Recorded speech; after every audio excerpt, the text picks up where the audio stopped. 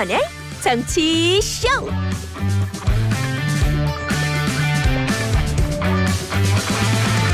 여러분 안녕하세요. 김태현의 정치쇼 김태현입니다.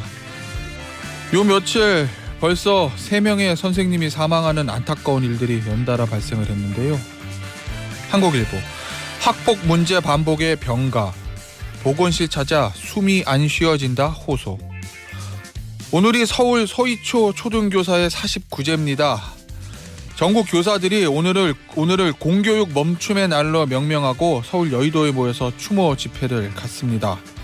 국민일보, 교사 집단 연가에 교육부 학교 지켜달라. 오늘 1부에서는 교사단체 입장을 한번 들어보도록 하겠습니다. 그리고 이어서 국민의힘 김병민, 더불어민주당 장경태 두 여야 최고위원들과 정치 현안 짚어보는 시간도 가져보도록 하겠습니다. 잠시 뒤에 뵙죠. 이진아님께서 커피를 부르는 문자를 보내주셨습니다. 주말에도 7시가 되면 김태현의 정치쇼 들어야 하는데 라고 했어요. 제가 7시에는 무조건 반사입니다. 좋은 자세입니다. 저희에겐 이런 자세가 필요하다고 제가 항상 말씀드리지 않습니까? 우리 이진아님께 사랑과 감사의 마음을 담아서 커피 쿠폰 보내드리고요. 그리고 공지사항이 하나 있어요. 30만 구독자 기념 가을맞이 이벤트가 있답니다. 야, 지금 저도 몰랐는데 지금 방금 전에 밖에서 알려줬어요. 저에게. 이 9월에 특별한 계획 있으신 분들 사연 보내주시면은요 8시에 추첨해서 그 사연 소개도 해드리고 커피 쿠폰도 드린다고 하니까요. 이 가을맞이 이벤트 꼭 좀 참여를 부탁드리고요. 균형 잡힌 시사 김태현의 정치쇼 함께하고 계십니다. 참여 방법 알려드릴게요. 휴대폰 문자 샵 1035는 단문 50원, 장문 100원. 고릴라하고 유튜브는 무료인데 유튜브는 구독, 좋아요, 알림 설정 꼭 부탁드릴게요.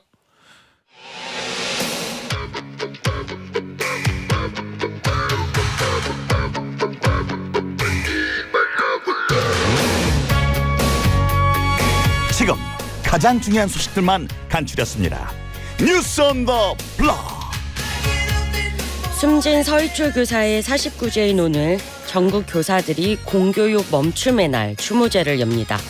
연가나 병가를 내고 대규모 집회에 참여할 것이 예측된 가운데 정부는 집단행동 자제를 촉구했습니다. 용인의 한 고등학교 교사가 등산로에서 숨진 채 발견됐습니다. 숨진 교사는 최근 학부모 민원에 시달려 왔던 것으로 전해졌습니다. 더불어민주당 이재명 대표가 단식 나흘째인 어제 단식 천막에서 기자회견을 열었습니다. 정부와 여권이 오염수를 오염 처리수로 바꿔 부르는 방안을 검토하는 데 대해 창씨 개명하는 해괴한 언사라고 비판했습니다. 오늘 뉴스 온 더 블락은 서울신문의 손지은 기자와 함께합니다. 안녕하세요. 네, 안녕하세요. 자, 오늘 서희초등학교 선생님이 돌아가신 지 49제인데요. 그 추모 집회가 오늘 있다는 거잖아요. 그런데 오늘이 월요일이라서 학교가 열리는 날입니다. 수업이 있는 날, 아이들이 가야 하는 날이에요. 그래서 공교육 멈춤의 날이다. 이렇게 명명을 했어요. 네, 오늘 오전에는요 일단 서희초 앞에서 개별 추모를 합니다. 그리고 나서 오후 4시 반에 국회 앞에 집결을 할 예정입니다. 네. 지금 매 주말마다 국회 앞에서 이제 교사들이 교권 회복을 위한 어떤 법안 처리에 속도를 내달라 하면서 집회를 이어왔는데요. 자, 오늘은 오후 4시 반에 국회 앞에 집결을 하고요. 같은 시각 전국 시도교육청 앞에서도 추모 집회가 준비돼 있습니다. 전국에서 한 초등학교 30곳 정도가 교장이 재량 휴업일로 지정을 했고요. 네. 나머지 학교의 일부 교사들은 연가와 병가 등을 활용해서 집회에 참석할 예정입니다. 교사들의 요구는요. 예. 이 정부 대책 발표에도 여전히 무분별한 아동학대 신고 대상이 되고 있다. 실효성 있는 대책 마련해 달라라고 주문을 하고 있습니다. 자, 그런데 오늘이 월요일이잖아요. 아이들이 학교에 가야 되는 날인데 이 수업 공백에 대한 어떤 대책은 좀 있나요? 네, 일단 일부 학교는 단축 수업이나 합반 수업 등을 준비 중이고요. 예. 또 이제 오늘 이 교사 집회와 별개로 오후 3시에는 서희초 강당에서 서울시 교육청 주최로 49제 추모제도 열립니다. 알겠습니다. 이주호 사회부총리 겸 교육부 장관이 담화문을 발표했는데 그 내용 좀 들어보도록 하겠습니다. 선생님 여러분, 우리 학생들에게는 선생님이 필요합니다. 선생님들께서는 학생들의 곁에서 함께해 주시길 부탁드립니다.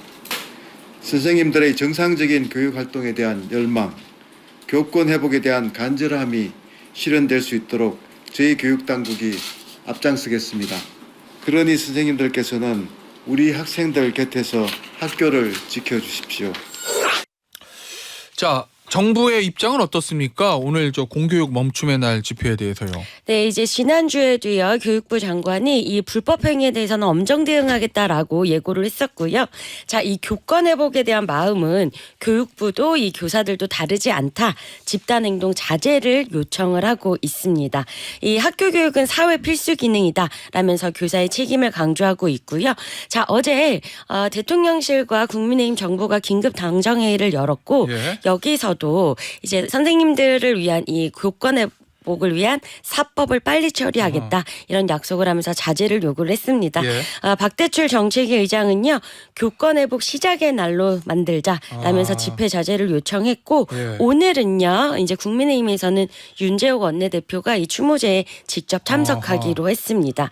자 그렇지만 이제 당에서는요 예. 특정 세력의 책임론도 꺼내고 있는데 요거는 이제 전교조를 겨냥한 것으로 보입니다. 자, 민주당은요? 민주당은 이 교육부가 무너진 교권에 눈 감은 채 집회 참여 교사에게만 으름장을 놓고 있다라고 비판했습니다. 알겠습니다. 자, 용인의 고등학교 선생님 60대 교사 한 분이 또 숨진 채 발견이 됐다고 하는데 나온 내용이 있습니까? 민원 스트레스가 많았다라는 좀 얘기도 있는 것 같고요. 네, 정년 퇴임이 1년도 남지 않은 체육교사가 극단적인 선택을 했습니다. 1년 남았어요. 네, 유가족에 따르면 이 2달 전쯤에 수업 중 선생님이 잠시 자리를 비운 사이에 학생이 공에 맞아 다쳤는데 학부모가 책임을 묻는 과정에서 김 씨를 경찰에 고소했다고 합니다. 이로 인해서 한동안 우울감을 호소했다고 지금 전해지고 있고요. 최근 전북 군산, 서울 양천구의 초등학교 교사에 이어서 나흘 동안 3명의 선생님들이 극단적인 선택을 했습니다. 알겠습니다.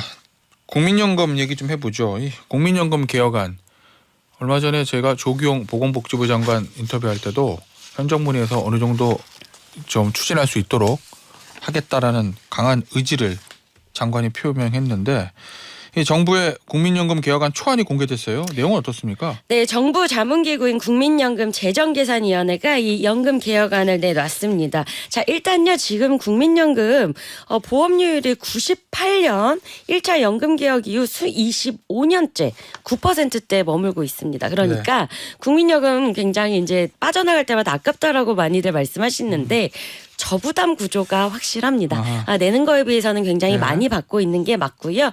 다만 이제 더 이상은 이 저부담 구조를 견딜 수가 없는 상황에 다다른 겁니다. 자, 그래서 윤석열 정부가 3대 개혁안에 이 연금 개혁을 내어놓은 것이고요. 네. 자, 그래서 결론은 이제 그동안 여러 논의들이 있었습니다. 더 내고 더 받기, 더 내고 그대로 받기, 더 내고 덜 받기 등이 있었는데 정부의 선택은 더 내고 늦게 받는 겁니다.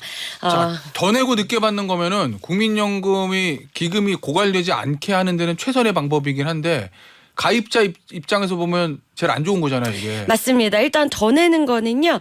보험료율이 현재 9%에서 최소 15%까지 올려야 됩니다. 자, 그러면은 월급 300만 원인 이제 직장인 기준으로는 4년 뒤에 한 5만 4천 원씩 더 부담을 해야 되고요. 그나마 여기는 이제 사업주랑 반반 부담을 하지만 자영업자나 플랫폼 노동자들의 부담은 굉장히 커질 수 있습니다. 자, 그리고 이제 받는 시기도요. 우리가 이제 요거를 계속 높여왔습니다. 그런데 이제 기준도 65세에서 68세까지 늦춰지게 되는 겁니다. 그리고 이제 재정계산위에서도 국민 불신 해소를 위해서 이제 많은 분들이 나중에 못 받으면 어떡하지? 이런 이제 막연한 걱정이 있는데 이제 국가가 연금 지급을 보장한다라는 내용을 법에 명문화해야 한다는 의견도 나왔고요. 자, 그리고 이거 어찌됐든 국회가 해야 되는 몫입니다. 그래서 제가 왜냐하면 앞서 말씀드렸듯이 이게 더 내고 늦게 받는 게 연금 자체의 이 기금을 좀 뭐랄까 고갈 속도를 늦추는 데는 최선이지만 내는 사람들 당사자들은 좀 싫어할 거 아니에요. 네. 그러면 이제 이게 내년 총선인데 이 표 계산하는 정치권이 이거를 추진할 수 있을까라는 걱정? 맞습니다. 그리고 원래 연금 개혁이라는 거는요. 네. 재정 건전성 하나와 그리고 이제 소득 대체율을 크게 보장해 그렇죠. 주는 거를 잡아야 되는데 여기까지는 안 돼서 국회 연금 특위도 사실상 손을 놓았고 오늘은 좀 회의가 있습니다. 예, 알겠습니다. 자, 마지막 소식이 될 것 같은데요. 이재명 민주당 대표의 단식 얘기하고 이 오염수 방류를 에 대한 정치권 공방 얘기 좀 정리 좀 해보죠. 네, 이재명 대표가요. 어제 단식 4일째고요. 오늘 5일째입니다. 지금 국회 앞 굉장히 좀 소란스럽습니다. 이재명 대표를 응원하는 측 그리고 반대하는 측에서 연일 이제 거의 뭐 싸움까지도 물리적 충돌 이전까지 갈 정도로 굉장히 충돌이 극심하고요. 자, 이재명 대표는요. 어제 천막에서 기자회견을 했는데 이 런던 협약은 이 모든 나라들이 해양에 아무것도 버리지 말자라는 다자협약인데 네. 여기에 가입한 88개 나라들이 친서를 보내겠다라고 밝혔습니다. 알겠습니다. 오늘 뉴스 온 더 블락은 여기서 마무리하죠. 지금까지 서울신문의 손지은 기자였습니다. 감사합니다. 감사합니다. 여러분은 지금 균형 잡힌 시사 김태현의 정치쇼를 듣고 계십니다.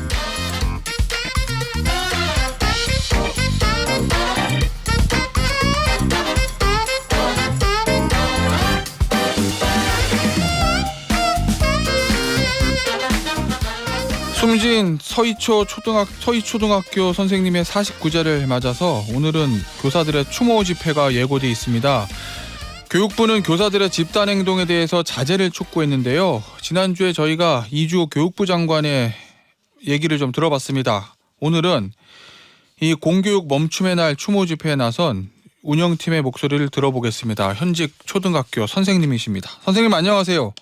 네, 안녕하십니까. 자, 오늘 49제 추모 집회가 오후 4시 반에 국회 앞에서 열린다고 지금 제가 알고 있는데요. 이 오늘 교사 선생님들 집회가 한번 취소됐었던 걸로 제가 알고 있는데 어떻게 이 집회가 계속 유지되게 된 거죠? 네, 말씀해 주신 것처럼 49제 집회에 참여하면 엄벌을 하겠다라는 교육부 입장 때문에 기존 운영팀이 49조 추모 집회를 취소한 바 있습니다. 예. 그런데 취소 이후에도 교육부의 압력이 더 강해졌고 심지어는 재량여길로 지정된 학교들도 교육부의 징계 압박으로 인해 철회되면서 이 선생님들께서 그러면 자발적으로라도 추모를 이어가겠다라고 하셨던 분들이 다시 개개인으로 모여 뜻을 모으게 되었습니다. 공교육 멈춤과 정상화의 날을 성공시키기 위해 집회가 유지되어야 된다고 생각하신 또 다른 개인들이 집회를 유지했다고 생각합니다. 자, 그러면 기존에 계획하셨던 집회하고 오늘 집회는 어떤 차이가 있는 거예요? 네, 기존과 계획 측면에서 큰 차이는 없지만 세 가지 차이점을 말씀드리면 예. 첫 번째는 일단 유가족분을 모셔서 헌화를 하고 종교계나 의료계 등 학교 바깥 영역에서 다양한 부분들의 의견을 들으려고 했고 예. 두 번째는 초등교사 위주로 진행됐던 기존 집회와 달리 중고등교사나 비교과 교사 등으로 참가 대상을 확장했다는 점 그리고 세 번째로 오전부터 진행하려던 기존 계획과 달리 퇴근 시간 이후인 4시 반부터 집회를 진행하는 것으로 바꿨다는 점이 차이가 있습니다. 아, 퇴근 시간 이후로 시간을 좀 늦췄군요. 네. 알겠습니다. 저 혹시 뭐 정치권 인사들은 공식적으로 참여하고 그런 거는 있는 건가요? 아마? 없습니까? 네, 저희가 정당과 관계없이 해당 집회가 열린다는 부분들을 교육위 의원들님께 말씀을 드리고 참가를 요청드리는 문자를 드린 적은 있으나 저 양 정당에요. 예. 네, 정당과 관계없이 무소속 의원님들께도 드렸습니다만 예. 다만 실제로 참석하실지 여부는 당일이 되어봐야 알 것 같습니다. 알겠습니다. 자, 어제 이주호 교육부 장관이요. 오늘 공교육 멈춤의 날을 앞두고 호소문을 냈습니다. 이게 어떻게 들으셨습니까? 네, 개인적으로 의도가 빤히 보여서 황당했습니다. 의도가 교권 보여요? 회복과 보호 강화에 관한 대화의 자리라고 만들어졌는데 그 자리에서 학교를 지켜달라는 호소문을 난데없이 읽으시는 것도 황당했지만 현장 교사와의 대화 자리에서조차 교사를 호소문을 읽는 뒤에 서 있는 병풍 취급을 하시는 태도가 압권이었다고 생각해서 언급할 가치조차 없다고 보여집니다. 아, 그렇습니까? 네. 교육부에서 선생님 교권 보호 대책을 내놨잖아요. 지난주에 제가 이주호 교육부 장관하고 인터뷰할 때도 이 교육부에서 내놓은 대책에 대해서 여러 가지 좀 설명들이 있었는데 이 교육부에서 내놓은 대책이 좀 부족하다고 느끼시는 겁니까? 네, 그렇습니다. 실효성이 떨어진다고 느껴집니다. 아, 그래요? 그리고 예.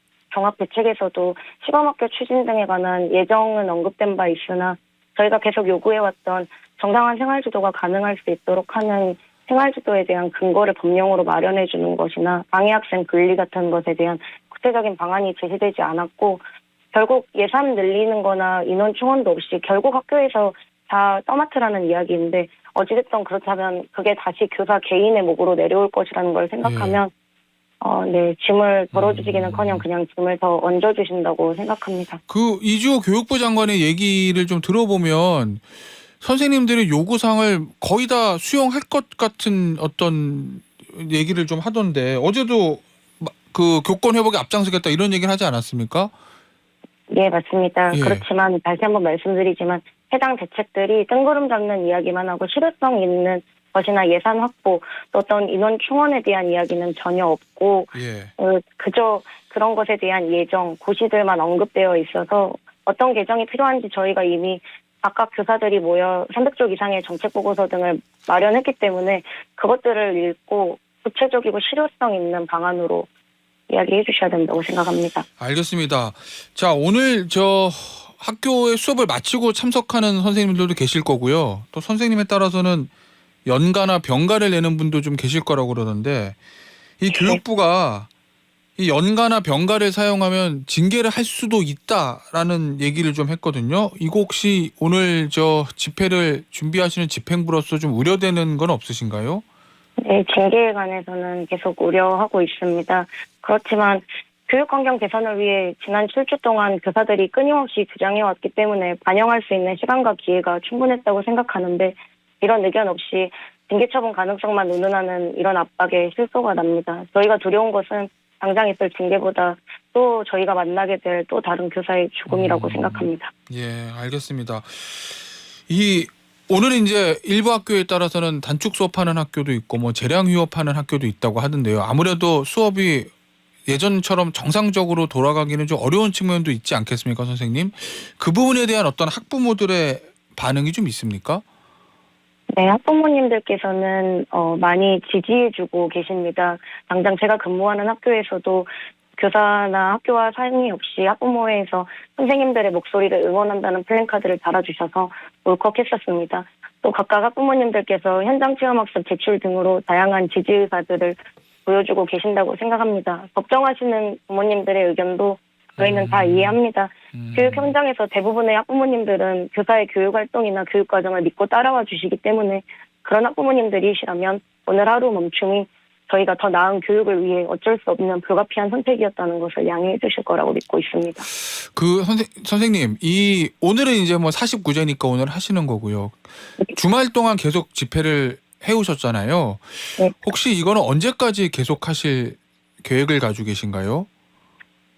이전 집회에서는 9월 4일 이전까지 당장 반영하라라고 저희가 데드라인을 정해드렸었습니다. 예. 그래서 9월 4일 이전까지 주말 집회는 예정되어 있었으나 현재 9월 4일 아직까지 바뀐 것은 없기 때문에 또 다른 의견을 낼 것으로 9월 국회 심사 전에 저희가 또 의견을 내지 않을까 하고 생각해 봅니다. 다만 이것들이 각각 그때그때 개인이 모여 만들어지는 집행부이기 때문에 제가 뭐라고 일정을 확답드리기에는 어려움이 있을 것 같습니다. 알겠습니다. 자, 마지막 질문이 될 것 같은데요. 마지막으로 교육당국에 하고 싶으신 말씀 있으시면 한마디 좀 해주시죠. 예. 저희가 결국 주장하고 싶은 것은 교사들의 가르칠 수 있는 환경을 보장하고 학생들이 배우고 성장할 수 있는 환경을 만들어달라는 것입니다.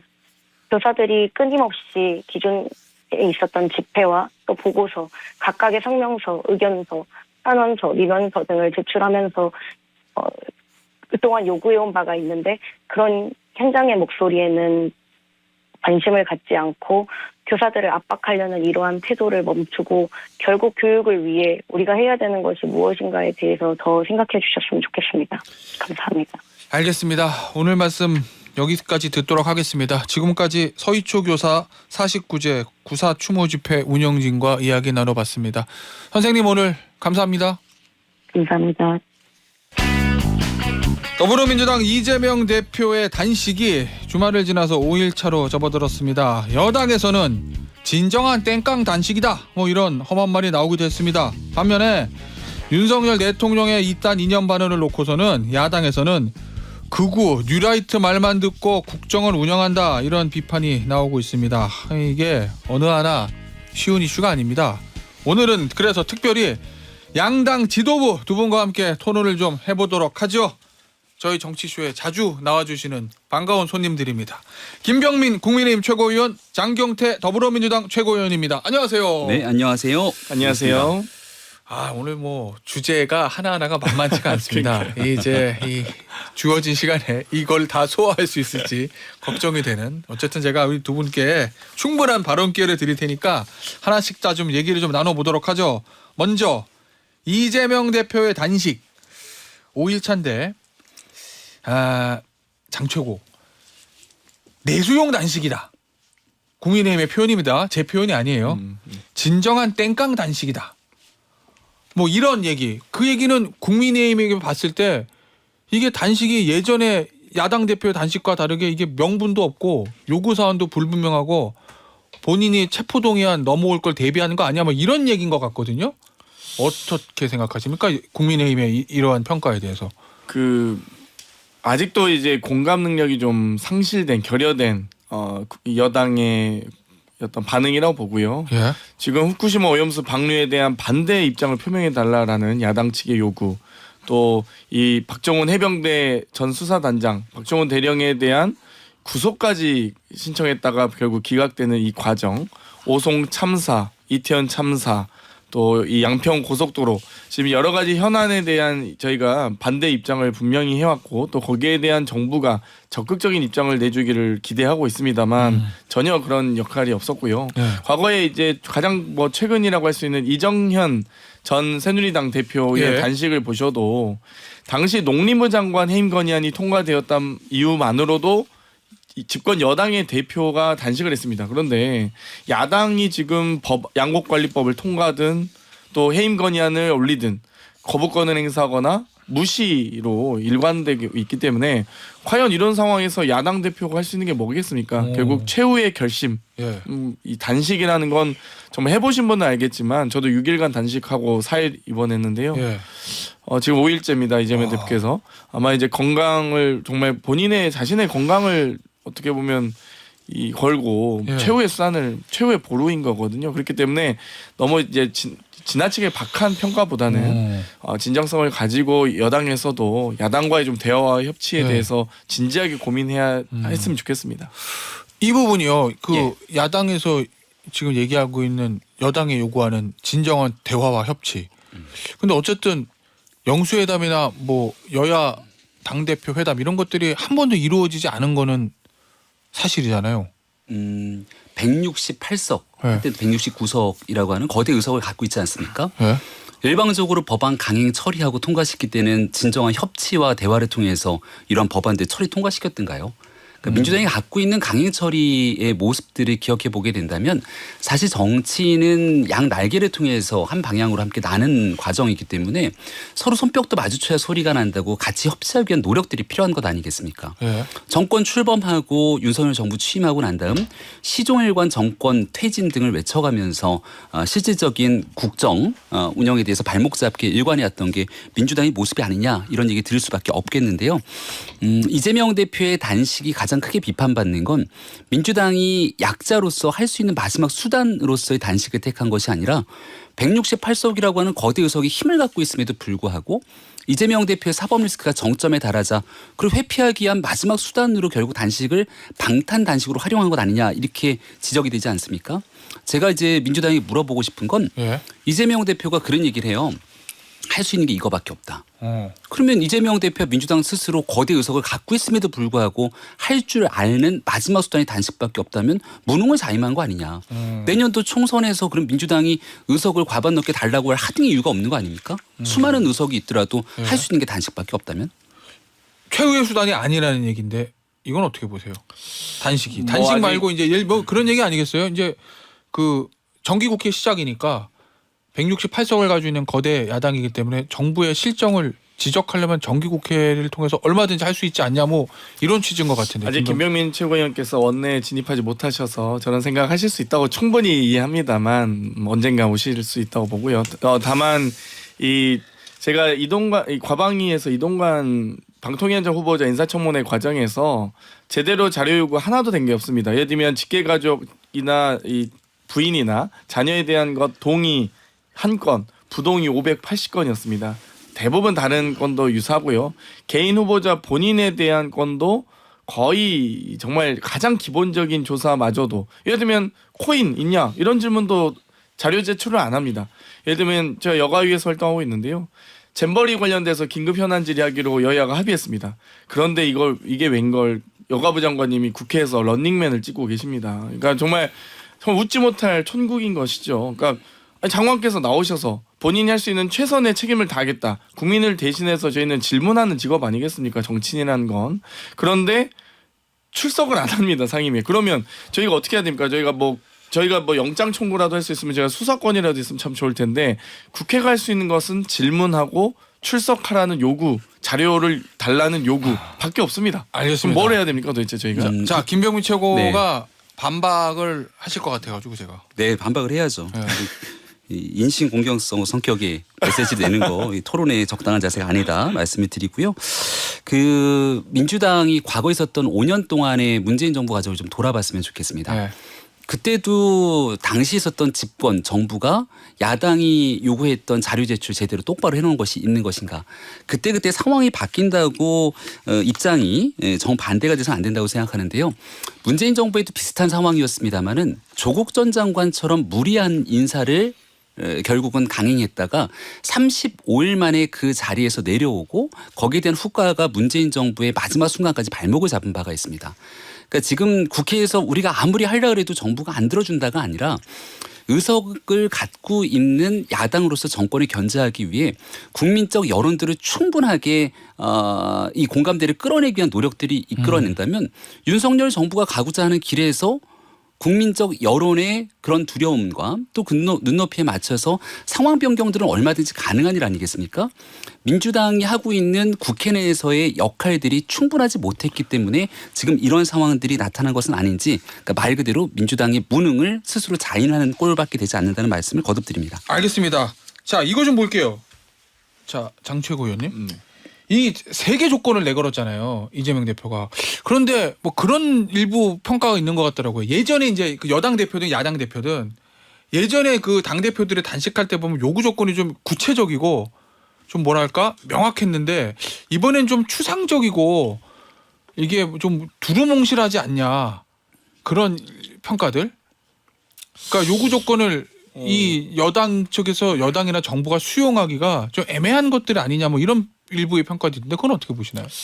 저희는 정확하게 그동안 여러 가지 요구 조건에 대해서 말씀을 드리고 있습니다. 그러니까 네. 소위 1특검 4국조라고 하고 있는 이 해병대 수사단의 여러 수사 조작 의혹에 대한 특검 당연히 전 동의하시려 보고요. 양평 고속도로 문제라든지 오송 참사라든지 잼버리라든지 방송 장악 과정에 대해서 국정조사 하자는 겁니다. 본인들이 떳떳하고 당당하다면 그동안 야당은 저희 민주당은 이 지속적으로 요청을 드려왔고요. 또 한편으로는 여러 가지 이번 후쿠시마 오염수 방류에 대한 반대 입장을 내라. 이 정도는 혹은 제대로 된 검증을 하라라는 게 저희 입장인 거거든요.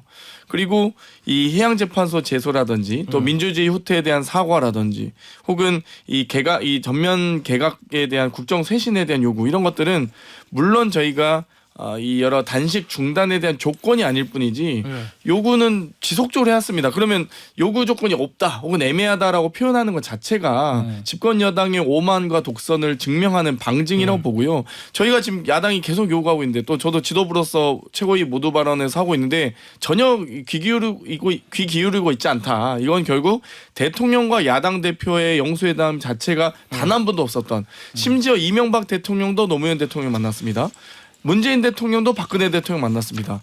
유독 이번 윤석열 대통령만 1년 반이 넘도록 만나지 않고 있지 않습니까? 만나지 못할 이유가 없습니다. 알겠습니다. 자 그러면 네. 이 요구 조건 세 가지 중에서 여권에서 들어줄 수 있는 게 있습니까? 요구 조건 세 가지가 일단은 이 민주당 입장에서 이번 단식에 대한 건으로 갖고 가는 것이 아니라 시종일관 같은 얘기를 해왔던 거 아니에요. 그러니까 이재명 대표 스스로도 여기에 대한 요구 조건이라기보단 단식 처리 조건이 아니라고 하지 않습니까? 그래서 무기한 단식이라고 이야기를 하고 있는 겁니다. 그럼 무기한 단식에 대한 진짜 요구 조건이 뭘까라고 생각해 보게 된다면 이재명 대표 사법 리스크 회피하기 위해서 결국은 무기한 단식을 선택한 것이 그 안에 내재된 진짜 요구 조건이다. 이렇게 판단할 수밖에 없는 것이겠죠. 저는 장경태 최고위원이 아까 했던 말, 본인의 말에 답이 있다고 생각하는데요. 뭐요? 장경태 최고위원이 단식해봤다 그러지 않습니까? 네. 6일 단식하고 5일을 입원했다 그랬나요? 4일 입원했습니다. 그럼 지금 이재명 대표가 현재 벌써 오늘 5일째예요? 5일째 단식을 하고 있고 쭉 단식을 조금 더 진행하다 보면 사람이기 때문에 건강이 악화될 수밖에 없을 것이고 장경태 최고위원 말 맞다나 병원 신세를 질 수밖에 없는 상황이 오게 될 겁니다. 그러면 지금 이 9월 달 정기국회 들어서 정기국회와 별개로 이재명 대표의 사법 리스크가 정점에 달했기 때문에 소환조사 통보가 왔어요. 이 대표는 계속 여기에 대해서 회피하고 뭐 오전 조사만 받겠다 이러고 있지만 결과적으로 검찰이 조사를 받으러 가야 되는데 단식으로 그걸 회피할 명분을 만들고 나중에 소환조사 끝난 구속영장 청구해야 되지 않습니까? 근데 그 과정에서도 이 당내에 있는 동정론 내부 결집을 통해서 본인에 대한 구속영장 체포동의안이 오더라도 그 내용들을 무력화시키려고 하는 꼼수 아니냐 이렇게 판단하고 분석할 여지가 충분합니다. 꼼수는 김건희 여사가 검찰에 출석조차 하지 않고 특검도 거부한 그런 것들이 이제 꼼수고요. 저는 좀 한 말씀 드리고 싶은 게 말씀하신 중에 답이 있는데 그냥 지금 요구 조건이 뭔지 모르겠다 하셨잖아요. 만나서 물어보시면 됩니다. 그러니까 대통령께서 해야 될 역할을 지금 바로 정확하게 지적하신 겁니다. 자, 근데요 이게 단식이 되면 계속되면 하는 쪽이나 상대 쪽이나 사실 좀 부담은 있는 거잖아요. 왜냐하면 상대 쪽은 제가 몸 상하면서까지 저렇게 단식하는데 언제까지 우리가 그냥 있어야 되지라는 부담도 있을 거고 단식을 또 하는 쪽에서는 이게 나름의 출구 전략이 있어야 되는데 뭐 말씀이야 무기한 한다고 하시지만 사람의 건강에 한계가 있는데 뭐 3달 4달 뭐 한 달 이상 계속할 수 있는 것도 아니고 민주당에서는 어떤 출구 전략을 생각하고 계세요? 예를 들면은 출구 전략을 고민하고 했던 게 아니고요. 이 대표께서 결심 또 결단을 내린 사안이기 때문에 지금 뭐 저희가 뭐 정기국회 시즌에서 사실 이제 뭐 여러 가지가 있습니다. 임시국회와 정기국회는 다르긴 합니다. 정기국회는 여러 가지 국정 현안을 논의하는 자리고요. 이 국가 예산이라든지 국정감사라든지 또 결산까지 또 단순히 임시국회에서 진행돼 왔던 입법국회라기보다는 국정 현안이 산적한 국회거든요. 그렇기 때문에 당연히 민주당 소속 국회의원들은 열심히 정기국회에 임하고 있습니다. 그런데도 불구하고 지금 국민의힘과 민주당이 또 입법부에서 또 대통령과 함께 국정 현안을 논의해야 되는데 지금 이제 검찰의 시간만 혹시 마치 검찰의 영장 청구만 다 이 지금 기다리고 지켜보고 있는 쳐다보고 있는 상황 아니겠습니까? 그러니까 우리 대한민국에 검찰당이 있다고 느껴질 정도로 정말 이렇게 국정 운영을 해 나가실 건지 이런 부분도 참 저희가 바라봐야 될 지점이라 보고요. 지금 어떻습니까? 이재명 대표의 몸 상태는 아시기에. 뭐 지금 이제 사실 이 원래는 이제 단식을 하면 천막에 이제 있으면서 보통 누워 계시거나 앉아 계시기만 하는데 이미 토요일 날 이 정말 범국민 대회도 다녀오셨고 또 행진도 하시고 하면서 또 여러 지지자들이 방문하고 있기 때문에 상당히 이 체력 소모가 심한 편입니다. 지금 여러 단식 이 여러 여건과 비교해 봤을 때 그렇기 때문에 상당히 장기화되기는 어렵다 부분이 있습니다. 그러면 지금 보니까 여당 얘기 들어보면은 이재명 대표가 내건 3가지 요구 조건 중에서 뭐 하나라도 수용할 것 같지는 않거든요. 현재까지 보면 여당에서 나오는 메시지들을 보면 그러면 진짜 몸이 완전히 상할 때까지도 계속 단식을 추진하겠다 이런 단식에 입장이세요? 대한 요구 조건이 아니잖아요. 이 단식 중단에 대한 요구 조건이 아니었기 때문에 저는 오히려 단식 해제를 위한 뭐 정부 여당과 뭐 윤석열 대통령의 어떤 반응이라든지 또 집권 여당의 반응들이 좀 나와야 된다. 사실 그냥 뭐 야당 대표가 단식하든지 말든지라고 생각하시면 계속 그렇게 하시면 되고 그래도 야당 대표가 저렇게까지 하는데 우리가 무엇인가 최소한의 성의는 보여야겠다라고 생각하시면 또 뭐 역할을 하실 텐데 그 고민은 결국 정부와 대통령과 알겠습니다. 여당에 있는 건 아니겠습니까? 자, 김병민 최고한테는 이거 물어볼게요. 정말 이재명 대표가 만약입니다. 이 단식을 계속하다가 몸이 안 좋아져서 병원에 막 실려가는 상황이 오면 그때까지 여당이나 용산이 아예 움직이지 않으면 여당도 좀 부담스러운 거 아닙니까? 저는 이재명 대표의 건강이 염려가 되고 우려가 됩니다. 네. 그리고 그렇게 생각하는 분들도 계실 겁니다. 과거 황교안 전 대표가 단식했을 때도 마찬가지였고 건강에 대한 염려와 우려는 할 수 있겠습니다마는 정치적인 메시지에 대한 이 묻지마 타협 이런 과정으로 단식을 한다고 함께 추동해 나갈 수는 없는 것 아닙니까? 이재명 대표가 이 단식을 하면서 사즉생, 생즉사 이런 얘기 했잖아요. 네. 근데 이재명 대표가 단식하기 바로 전에 무슨 일이 일어났습니까? 민주당에서. 국회 윤리심사 자문위원회가 김남국 의원 예. 제명 공고 결정을 내렸는데 여기에 대해서 김남국 의원을 살리게 되면서 결국은 정당이 죽는 생직 사회기를 선택하지 않았습니까? 이렇게 자기들 하고 싶은 대로 마음껏 다 해버리고 예. 여기에 대해서 국민의힘과 국민적 여론에 따른 어떠한 협의에 대한 노력을 민주당이 뭘 했습니까? 그런 측면들을 고려하게 된다면 결국 이재명 대표의 단식에 국민적 여론이 함께 모여서 아 야당 대표가 오죽하면 저랬을까? 정말 이재명 대표 단식에 힘을 좀 실어주자라고 하는 여론이 모여야 될 텐데 각종 언론에 대한 평가 그리고 국내 여론들을 보게 되면 이재명 대표의 뜬금없는 명분 없는 사법 리스크 회피용 단식이라는 평가가 지배적이라고 생각합니다. 알겠습니다. 자, 주제를 좀 바꿔보죠.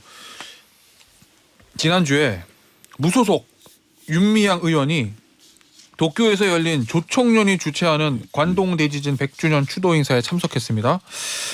이 여당 쪽에서는 이 제1교포 단체 중에 민단이 추진하는 네. 민단이 주최했던 공식 행사가 있는데 왜 거기 안 가고 하필 조총련이 주최하는 행사에 가느냐.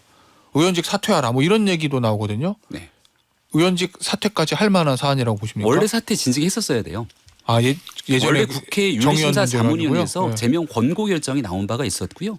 여기에 따라서 국회가 신속한 결정을 내려줘야 되는데 지금 무소속 의원입니다마는 결국은 민주당이 제 식구 감싸기 하는 방식 때문에 이러한 일들이 계속 벌어지게 되는 겁니다. 여기서 대한민국을 남조선 괴뢰, 도당 이렇게 얘기하는 조총련 사람들이 있는 행사에 가서 남측 대표단으로 버젓이 참석하고 있었던 모습을 과연 우리가 어떻게 해석하고 받아들여야 됩니까? 그러니까 윤미향 의원이 과거 이제 1심 재판 결과가 나왔을 때인가요? 근데 이재명 대표가 SNS에 글을 쓰면서 미안하다, 오해해서 미안하다 뭐 이런 표현을 쓰기도 했던데 결국은 문제가 있을 때 과감하게 이 도덕적 윤리적 잣대에 대한 선을 긋는 모습을 보여야 되지만 지금 이 무소속 윤미향 의원이 이런 방식으로까지 행동하게 되는 배경에는 결국은 민주당 이재명 대표 등에 대한 비호가 있었기 때문에 이런 방식이 있었다 보고 지금이라도 신속하게 국회 윤리 특위에서의 제명 결정이 있어야 된다고 생각합니다. 자, 장경태 최고위원은 윤미향 이거- 의원과 예. 관련된 사건은 뭐 많은 무죄 판결이 이미 나온 바 있어서 뭐 지금 또 재판이 진행 중이기 때문에 무죄를 먼저 나온 선고안 일단 재판부의 판단을 좀 존중하고요.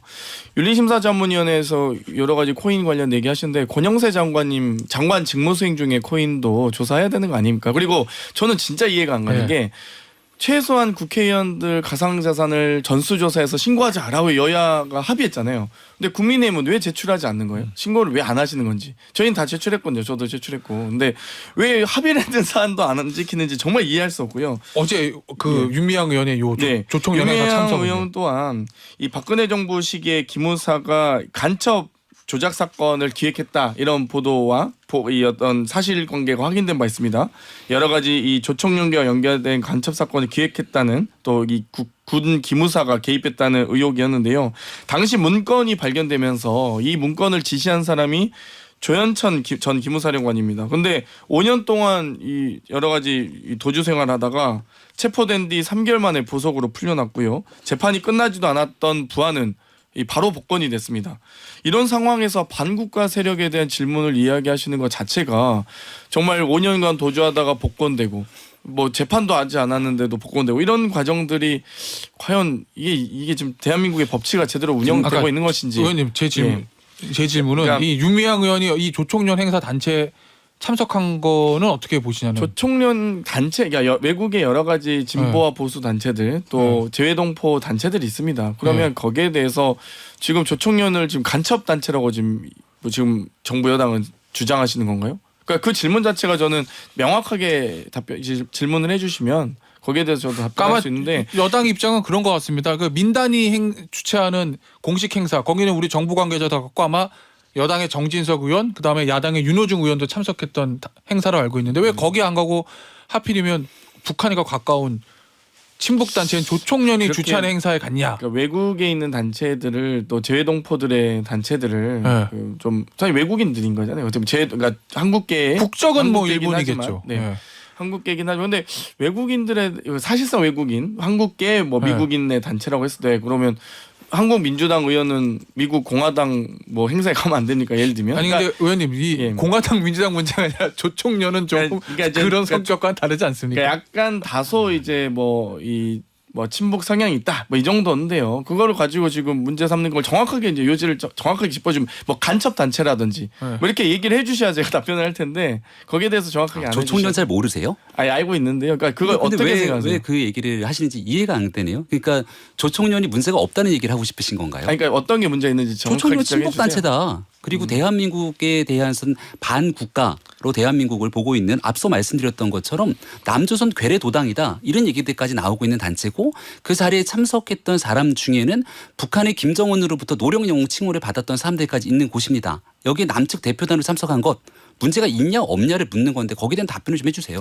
아니 개별적인 그리고 그 단체의 대한민국 성명이 나오거나 국회의원도. 입장을 논의하는 과정에서 윤명원이 뭐 개입한 적이 있습니까? 뭐 혹은 그 논의 과정에 관여한 사실이 있습니까? 그 행사 그러니까 행사에 참석한 거잖아요. 지금. 남측 대표단으로. 그러면은 자위대 행사에 참석했던 국민의힘 의원님들이 일본 국기를 향해서 격려하고 이런 것도 다 문제 있는 겁니까? 어떤 국회에 제가 물론 문제를 뭐 지적하긴 하지만 거기에 대해서 뭐 국회의원 제명하라 이런 정말 너무 말을 너무 과하게 하시네요. 그러면 이게 문제가 네. 없다라고 민주당 아니, 그러니까 문제 정확하게 최고위원님은 지적해 주셔야 제가 답변을 참석한 한다고요. 게 문제가 있다라고 얘기를 합니다. 그러신가요? 그럼 자위대 행사 참석하신 거 어떻게 생각하세요? 아니 이 문제를 놓고 얘기하고 있는데 결국은 계속 답변을 회피하시는 거 보니까 민주당 입장에서는 윤미향 의원이 조총련 행사에 이렇게 참석하는 거를 아무런 문제가 없다고 생각하는구나라고 평가하겠습니다.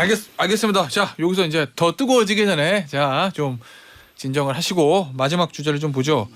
이 김 최고위원 예.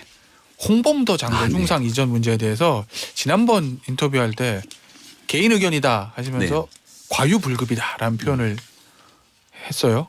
그런데 이 부분에 대해서 아직까지 당의 공식 입장은 없는 것 같거든요. 뭐 의원들마다 개인적으로 뭐 신원식 의원은 무조건 이전하는 게 맞지 뭐 이런 입장인 것 같고 뭐 홍준표 대구시장은 너무 나갔다.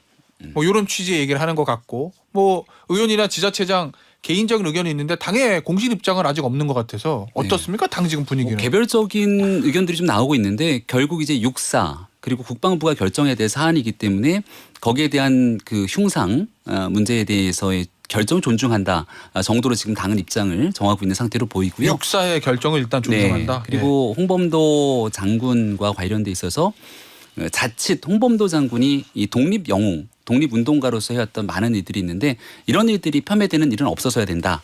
있어서는 안 된다라고 하는 부분을 분명히 밝히고요. 홍범도 장군에 대한 전 생애가 있을 건데 그 생애에서 있었던 전반기 독립운동에 관한 부분들과 후반기 삶에 대한 평가들은 또 각기 다른 방식으로 접근돼 있지 않습니까? 네. 그 독립운동에 관한 그 당시 시기가 우리 대한민국에서 가장 높게 평가되는 부분들이 많기 때문에 이거 이제 육군사관학교 흉상 문제가 오히려 또 다른 논쟁으로 번지는 부분들은 온당치 않다. 라고 정도로 말씀드리겠습니다. 알겠습니다. 자, 장 최고위원께는 마지막 질문 좀 드릴게요. 이저 민주당에서 윤석열 대통령을 향해서 이 뉴라이트나 극우 유튜버의 말만 듣고 있다 뭐 이런 좀 비판을 하지 않습니까? 어떤 점 때문에 그렇게 보시는 거죠? 어떤 뭐 근거를 그동안 가지고? 이제 천공 스승했던 정법 강의에 나왔던 일들이 실제 국정 운영에 뭐 일어난다든지 좀 뭐 여러 가지 사례가 있습니다. 그리고 극우 유튜버들이 언급했던 사실들이 그러니까 이 사례들이 갑자기 국정 현안으로 등장한다든지 이런 것들이 저희가 너무 극우 유튜버만 보는 게 아니냐라는 이제 지적을 말씀드리는 거고요. 그래요? 예. 그 지금 계속 육사의 문제라고 하시는데 국무총리께서 예결위 관련 질의 과정에서 이 해군인의 이 홍범도 잠수함에 대한 명칭 변경도 검토해야 된다 이런 얘기를 하셨거든요. 그러면 육사만의 문제가 아니라 지금 국정 운영이 그렇게 되고 있는 것입니다. 그러면 박정희 대통령 때 수행했던 대한민국 훈장도 지금 철회하실 것인지 그러니까 여러 가지 문제들이 맞물려 있는 겁니다. 거기에 대한 명확한 입장을 해야지 육사의 문제다라고만 치부하기에는 너무 이 근시안적 말씀인 것 같습니다. 알겠습니다. 오늘 토론은 여기서 마무리하도록 하겠습니다. 지금까지 국민의힘의 김병민 최고위원, 더불어민주당의 장경태 최고위원이었습니다. 오늘 감사합니다. 네, 고맙습니다.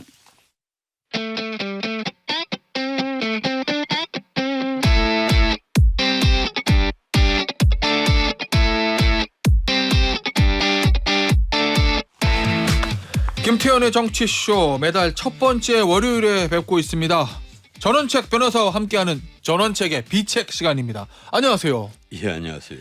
아, 비책 좋은데요. 비책이라고 하니까 내가 꼭 그 제갈 국민이 된 것 같습니다. 아유, 황금 주머니 한 3개 달고 다니시는 거 아니에요? 그래서 이 공명보다는 이 방통이 좀 더 재밌는 분이에요. 예. 평생 자유스럽게 살고 예. 또 안빈낙도를 즐겼으니까. 예. 그런데 제갈 국민은 평생 유비 뒷바라지 하다가 유비만 뒷바라지 게 아들까지 제가 뒷바라지. 근무했던 곳에 뒤에 식당에 병풍이 쳐져가 있었는데 그게 출사표예요. 그 출사표를 쭉 보면서 무릇 남자가 예. 이 출사를 뜻할 때 어떻게 해야 되는지 늘 생각하게 합니다. 그런데 이번에 그 단식하는 분 예. 이 출사표를 뭔가 잘못 던진 것 같아요. 아, 그 얘기는 오늘 있습니다. 저희 있습니까? 준비된 주제. 예, 알겠습니다. 그 얘기 좀 해보고요. 자, 이재명 대표 얘기하기 전에 윤석열 대통령 얘기부터 좀 해보죠. 최근에 이념문을 많이 강조하잖아요. 대통령이. 왜 또 저로 하여금 권력을 공격하게 만드는 겁니까? 아, 공격 대상입니까? 공격할 말입니까 이게? 그 윤 대통령이 지금 이념을 얘기하는 거 얘기할 만하죠. 지금 돌아가는 꼴들을 한번 보세요. 명색이 대한민국 국회의원이 일본까지 가서 그 조총련이 하는 행사에 참석을 했습니다. 이 무소속 윤미향 의원 말씀하시는 이 거죠? 관동 대지진 같은 문제는 사실 우리 민족의 아픈 비극인데 그 우리 민단에서도 행사를 하고 조총련도 행사를 하는데 조총련 행사를 가면서 일본 입국할 때부터 우리 대사관 그 스포트를 받았습니다. 그 지원을 받았어요. 예. 내가 그거 보고 야 이게 광주에는 정율성 뭐 중국인이죠. 그 주원래의 그 양녀 남편이니까 사위라고 봐야 되겠는데 그 정율성을 거의 우상화를 하고 있잖아요. 나 기가 막힌 게 정율성을 뭐 관광 상품으로 만든다. 아니 정율성 우리 제대로 공부를 하자 이러면서 광주 전남 공무원들이 외국에 나간 게 9년 동안 54명인가? 네, 뭐 그런 부도 있었어요. 53회 맞을 거예요. 기가 막혔어요. 뭐 이런 작자들이 있나? 그거 뭔가 하면 전 세계 유일의 분단 국가인 대한민국에서 이념이 제대로 이제 정립이 안 돼가 있다는 얘기입니다. 국가적으로 이게 쉽게 말하면 뭔가 이 구멍이 나사가 많이 빠져가 있다. 제가 가령 우리 국민의힘 얘기를 하면요. 이 국민의힘의 가장 큰 문제가 뭐라고 생각을 하세요? 나는 정체성이 흔들렸다. 국민의힘의 뭐 흔들린 정도가 아니죠. 정체성을 제대로 챙기고 있는 자들이 없잖아요. 이러니까 그 정체성이라는 건 자유민주주의 말씀하시는 건가요? 자유민주주의뿐 아니죠. 이 국민의힘이 지향하고 있는 것이 보수주의잖아요. 보수주의하고 범자유주의. 그럼 보수주의와 범자유주의에 맞는 어떤 정체성을 갖고 있어야죠. 가령 여러 가지 정책들이라든가 뭐 이념의 문제라든가 그리고 근본적으로 보수주의의 가장 핵심 핵이 뭔가 하면 도덕성이에요. 본인의 도덕성이 확보가 돼야만 진보 좌파를 공격을 할 수가 있는 여지가 있단 말이에요. 그런데 명색이 당 대표를 지낸 분까지 성상납 의혹에 휩싸였잖아요. 이러고도 부끄러운 줄 몰라요, 전부 다. 자, 근데 변호사님 이러니까 대통령이 지금 이념 얘기 안 하게 생겼냐 말이에요. 상황에 대통령이 강조할 수밖에 없는 상황이다. 윤 대통령이 어떤 분입니까? 솔직히 말해서 야권 민주당 쪽에서는 배신자 취급받잖아요. 내가 할 말은 아닌데. 뭐 문재인 대통령 문 대통령이 그 5단계나 진급을 시켜서 서울중앙지검장식이고 그리고 그다음에 검찰총장 영순으로 해서 올려놨더니만 결국은 문 대통령을 배신했다 이래서 배신자 프레임을 씌운단 말이에요. 그런데 이 정체성 문제로 따지면 절대로 배신자가 아니죠. 이 윤석열 대통령은 자신이 걸어갈 길을 걸어간 거예요. 제가 보기로는 그분이 취임사 때부터 강조를 한 것이 자유잖아요. 자유를 강조를 하고 그리고 공정과 사회, 공정한 사회. 공정한 사회라는 게 뭡니까? 이 도덕성이 확립된 사회예요. 쉽게 말하면 우리 헌법에 있는 각인의 기회를 균등히 한다는 거, 그 기회 균등이 어떤 의미인가를 정확히 알고 있는 분이란 말이에요. 그래서 나는 솔직히 말해서 윤석열 대통령이 대통령 후보가 됐을 때 오히려 반가웠습니다. 차라리 낫지 않느냐.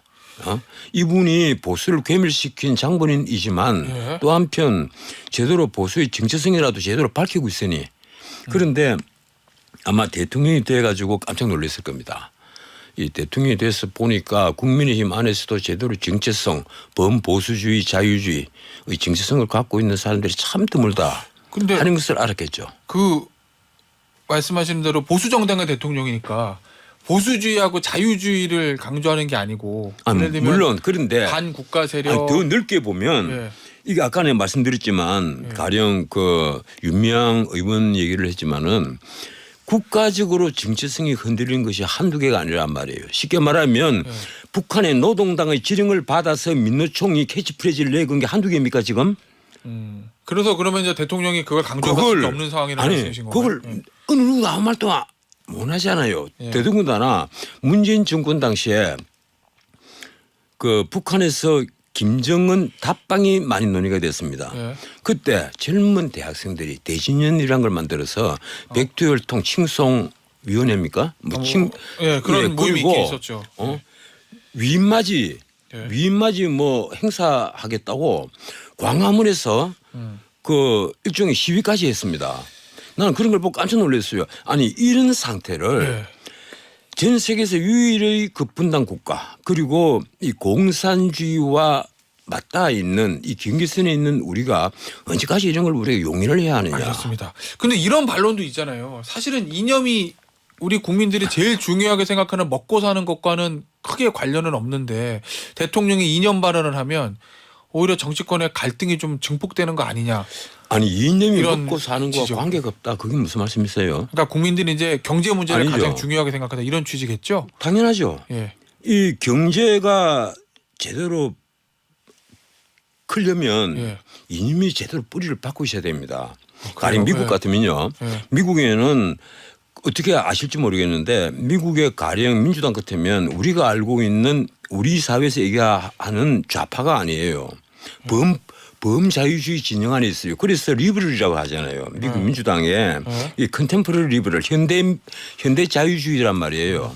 그리고 미국의 공화당 문자 그대로 보수주의고 그리고 서구의 가령 그 노동당 같으면 그리고 사회민주당 이런 거 같으면 문자 그대로 그건 진보주의입니다. 이제 프로그레시브라고 할 수가 있는데 네. 그 차이조차도 우리는 제대로 좀 받아들이지 못하고 있어요. 우리 사회는 이 대통령이 뭐라고 얘기를 했습니까? 공산 전체주의와 그 맹종 세력이라고 얘기를 했거든요. 이 공산주의하고 전체주의 세력을 딱 붙여가고 공산 전체주의 세력이라 이런 표현을 쓰니까 당장 우리 진보 좌파 쪽에서 무슨 이상한 말까지 만들어내느냐 이러는데 사실 이 전체주의 이 토탈리 뭡니까 영어로 하면 네, 영어도 잊어먹는데 토탈리 알겠습니다. 테러리즘이죠. 이 전체주의에 있어서 과거에 파시즘도 전체주의니까 예. 이러니까 공산 전체주의라는 용어를 하나 썼지 않느냐 이렇게 봅니다. 자. 저도 이게 생소한 용어인데 네, 그러면 그리고 아니 잠깐만요. 그리고 공산 전체주의 그 맹종 세력 또 하나가 있어요. 기회주의적 추종 세력. 예. 내가 보기에는 이 세 번째 기회주의적 추종 세력이 우리 사회에 너무 많아요. 아, 그래요? 예. 자, 그러면 변호사님. 대통령이 이 시점에서 강하게 계속 이념을 강조하는 게 이게 이제 내년 4월에 있을 총선에 여권에게 어떻게 작용할 거로 글쎄요, 보세요? 나는- 유리하게 작용할 나는 거로 이게 보세요? 아니면 대통령이 불리하게 할 거로 보세요? 뭐 아니면 대통령이 예. 지금 이 얘기를 할 때는 그 북한 노동당과 같은 노선을 주장하는 사람들 예? 뭐 그런 사람들 우리 사회에 사실은 내놓고 그런 얘기를 하는 사람들은 참 드뭅니다. 그런데 우리가 깜짝깜짝 놀라는 게 하나 있어요. 가령 민노총이 시위를 할 때 예. 북한에서 얘기하는 거 똑같은 얘기를 한단 말이에요.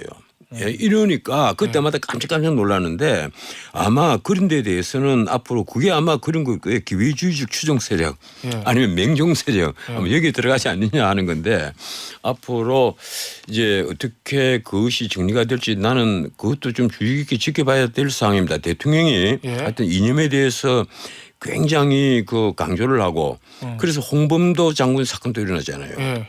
이 홍범도 장군이 그 이른바 이 러시아 공산당의 이 가입한 사실은 확실한데 그 공산당에 가입한 사람을 어떻게 대한민국의 군의 장교들 이 양성을 하는 아카데미에서 육사에서 이전하는 거는 해야 된다고 보시는 거예요? 아니면 글쎄요. 난 대통령이 처음에 그 흉상 이전을 얘기를 했을 때 난 대통령이 한 줄은 몰랐어요. 그리고 뭐 이런 정도까지 일일이 권력에서 개입을 하느냐. 이건 더 많은 의견이나 뭐 있으면 좋겠다. 이렇게 얘기를 했는데 가만 저도 그다음에 홍범도 장군이 공산당에 한번 가입한 적이 있대. 요즘도 상식밖에 없었는데 그다음에 내가 공부를 좀 했었습니다. 그러니까 옮기는 게 맞다 이런 말씀이신 거예요? 지금 홍범도 장군 그 흉상을 어디로 옮기겠다 하는 거 아니면 독립기념관으로 옮기겠다는 거예요. 뭐 나는 그러면 더 같습니다. 적절한 장소로 옮겨가는 것 아니냐 이런 생각을 합니다. 알겠습니다. 그건. 예. 자, 요 주제를 좀 바꿔보죠. 이재명 대표 단식 얘기 좀 해볼게요. 앞서 그 출사표 얘기도 하셔가지고 이재명 대표가 원래 이제 모든 정치인들 단식을 할 때 목표가 있잖아요. 목적, 뭐를 위해서 내가 한다. 이재명 대표 단식의 목적과 목표는 뭐라고 보십니까? 원래 그 단식을 할 때 뭐 단식하고 그 우리나라에서는 아직 죽은 사람 없죠. 이 영국에는 꽤 있는데. 아 그래요? 예, 네. 영국 이 북아일랜드에서는 북아일랜드? 저항을 하다가 단식으로 죽은 사람이 주로 그 20일에서 한 20한 7, 8일 그 사이에 다 견디지를 못하고 병원에 이송되는데 사망을 하고 한 사람들이 있죠. 그런데 우리나라에는 단식으로 죽은 사람이 없어요. 그리고 가장 확실하게 단식한 사람은 안양교도소에서 단식을 했던 전두환 전 대통령. 그분은 뭐 교도관들이 다 지켜보는 안에 그 속에서 그런 일이 있었어요? 예. 그렇죠. 단식을 하다가 끝내 서울대병원으로 실려갔죠. 완전히 이게 쓰러진 상태에서 실려갔고 그 외에는 이 단식에 의구심을 많이 품는 분들이 많아요. 네, 근데 그걸 저희가 뭐 다 쫓아다니면서 본 건 아니니까. 단식을 열흘씩 하고 뭐 거의 보름 가까이 하고도 멀쩡하게 걸어서 나오면서 큰 소리로 얘기를 할 정도니까 그 단식을 어떻게 했는지 모르겠다 싶고 왕년에 제가 그 라디오 좀 할 때 보면 제 앞에 단식하신 분이 오셨는데 말씀을 아주 잘해요. 예, 그리고 보면 나중에 내가 물어봤어요. 진짜 단식 그렇게 하시느냐 이랬더니만 제가 정말 기운이 없어요. 이러면서 근데 그 목소리에 힘이 있는 거예요. 알겠습니다. 내가 깜짝 놀랐어요. 그럼 이재명 대표의 단식의 뭐 목적과 목표는 뭐라고 보시는지? 처음부터 단식에 목적이 없었잖아요. 던져주는 메시지가 없었잖아요. 나중에 요구 조건 세 가지가 있잖아요. 나중에 나온 얘기죠. 나중에 그 요구 조건 또 개각을 해라. 그리고 뭐 일본에 그 방류하는 게 나쁘다고 천명을 해라. 뭐 이런 얘기들은 나중에 한 얘기인데 제일 처음에는 무능 폭력 정권에 대한 국민 저항을 얘기를 했습니다. 아주 거창하게 나왔어요. 그러면서 던져준 메시지는 기자간담회에서 한 얘기는 그겁니다. 사직생 각오로 민주주의 파괴를 막아내겠다. 그래 윤석열 대통령이 민주주의를 파괴한다. 내가 보기에는 민주주의 파괴하고 있는 사람은 지금 이재명 대표 같는데 거꾸로 윤석열 대통령이 민주주의를 파괴한다면서 그 민주주의 파괴를 막아내겠다 이런 거창한 메시지를 내놓았습니다. 그런데 그게 과연 단식의 메시지가 되겠어요? 이러니까 주변에서 지켜보는 사람들 특히 저같이 좀 비판적인 시각으로 보는 사람들은 이건 구속을 면하기 위한 거다. 얼마나 구속이 두려웠으면 구속이 얼마나 겁이 났으면 구속이 육체적으로도 겁이 나지만 무엇보다 이재명 대표에게 구속이 겁나는 것은 이번에 구속이 되면 본인의 정치 생명은 다시는 되돌릴 길 없이 그냥 늪에 빠져 완전히 잠겨버린다. 그걸 본인이 안 거예요. 왜 우선 그런가 하면요. 지금 걸려있는 범죄들이 뭐 법률 전문가니까 다 아시겠지만 대장동 사건, 그런데 위례 신도시 사건, 성남 FC 사건 이게 전부 다요. 이 배임죄 그리고 제3자 뇌물죄가 거의 무기징역까지 다 가능한 범죄들입니다. 거기다가 새로 기소가 될 백인동 사건. 이 백인동 사건 이 배임 이것만 있는 게 아니라 이번에는 위정교사까지 딱 달라붙어 있습니다. 이 공직선거법 때 김인섭의 측근이라고 하는 김병양 전 성남시장의 수행비서. 근데요 변호사님 그 말씀하신 대로 이제 보면 단식을 하고 단식을 중단하면 또 이제 되게 병원에 가잖아요. 그러니까 그 몸이 안 좋은 그 동안은 검찰이 영장 청구하기 좀 부담스러울 수 있는데. 몸 다 나아지면 결국 검찰은 만약에 청구하면 시간만 조금 한 달 정도 늦추는 효과밖에 없는데. 아니 신문에 아주 재밌는 기사가 났대요. 서울중앙지검의 예. 이 수사 관계자 예. 이번에 핵심 관계자도 아니에요. 수사 관계자 이런 거 보니까 그런데 말씀하신 내용을 보니까 내가 보니까 차장검사는 될 것 같아요. 차장검사가 아니고는 그런 얘기 못 할 겁니다. 자 이대로 뭐 끝난다면 예. 그러면 보강 조사를 마친 뒤에 예. 구속영장을 청구하겠다. 예. 그 영장을 청구하겠다 이렇게 말을 하면 적어도 차장검사 이상이란 말이에요. 예. 그래서 검찰은 이번에 단식을 하든 안 하든 신경 쓰지 않겠구나. 한동훈 장관도 그런 얘기를 했잖아요. 예. 한동훈 장관 또 기자들이 빙 둘러서서 물으니까 그러면 그 말씀은 이재명 대표가 단식을 통해서 얻고자 하는 건 얻을 수 없을 거다. 전혀 얻지 못한다는 거죠. 이번에는 검찰이 그 단식은 애초에 무시하겠다. 그럼 그건 이런 어때요? 거죠. 지도 예를 들어서 그 본인의 어떤 지지층 결집하고 당내 이견이 나오기는 좀 어려울 수는 있잖아요. 당 대표가 지금 단식하는데 이견을 제시하기가 지금 좀. 민주당에서요. 결집 효과라고 할까? 지금 이재명 대표를 지지하고 믿고 따르는 사람들이 있습니다. 그게 누가 하면 첫 번째 개딸. 예. 예, 두 번째는 문자 그대로 친명 지도부 예. 이재명 대표와 정말 가까운 이 이른바 뭐 좌장으로 불리는 정성호 의원부터 시작해서 예. 그리고 수석 최고위원이라고 하는 정청래 의원까지 이른바 친명 핵심부들 예. 이런 핵심부들은 어떻든 내가 뭐 북한 용어를 써서 조금 그런데 결사옹위를 하는 거죠. 예. 이 결사옹위를 해서 이재명 대표를 끝까지 지키겠다. 예. 뭐 이런 건데 나머지 사람들은요. 지금 부글부글 끓습니다. 특히 수면 아래로 민주당의 대다수를 점하고 있는 수도권 의원들. 예. 이 100명을 넘는 이 수도권 의원들은요. 수도권의 표가 떨어지는 소리가 하루 다르게 들린단 말이에요. 이번에 오히려 보면 더 역효과란 예, 말씀이신 이번에 거예요? 보면 여론조사가 최근에 나왔잖아요. 지난주 금요일 날 나온 갤럽 그리고 여론, 이 RN스치는 정반대예요. 이 갤럽과. 예. 여론조사 수치는 언급하지 않으시는 걸로. 예, 수치는 언급 안 할게요. 그런데 이 갤럽은 이 면접 조사를 했어요. 예. 그리고 알겠습니다. 이 RN스치는 그 뭐 다 알겠지만 ALS로 이 여론조사를 했는데 갤럽 조사는 아니요. 민주당이 좀 높게 나오지 않았는데 RN서치는 높게 나왔다 이 아니 말씀이시죠? 그게 아니죠. 내가 지금 드리고 싶은 말씀은 갤럽은 지금 이재명 대표된 대로 사상 최하로 떨어져 버렸습니다. 아, 예, 민주당 지지도가 말이죠. 이게 뭘 의미하는가 하면 중도층 그리고 2030 그리고 여성들 이 중도층이 뭔가 무당층이에요. 무당층과 2030 여성 표가 날아간단 말이에요. 그게 지금 수도권에 있는 민주당 의원들이 눈에 보이는 거예요. 알겠습니다. 다만 지금까지 조금 안심을 하고 있는 것은 국민의힘이 어리버리하게 그 반사적 효과도 못 챙겨 먹고 예. 챙겨 먹을 후보가 없어요. 국민의힘은 참 이상해요.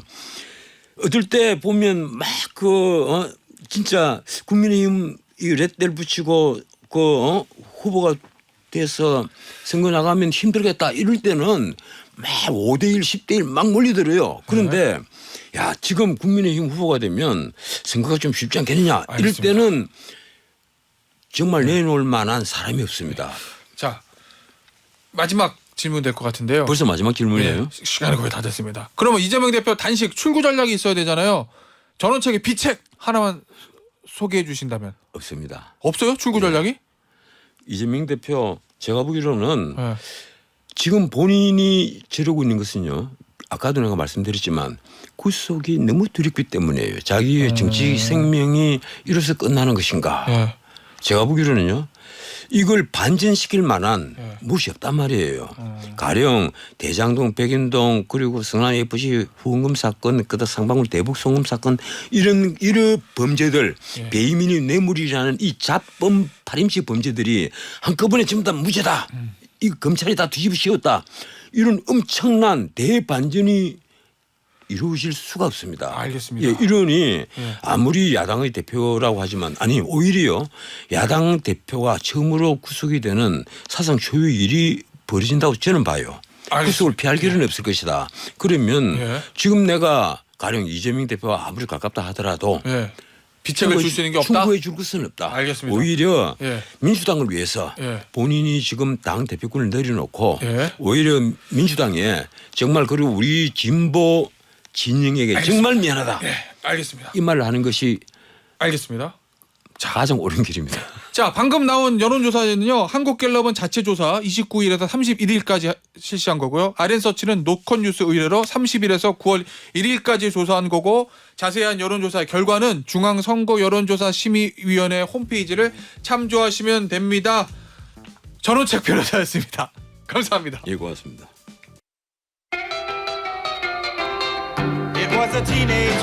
여러분은 지금 균형 잡힌 시사 김태현의 정치쇼를 듣고 계십니다.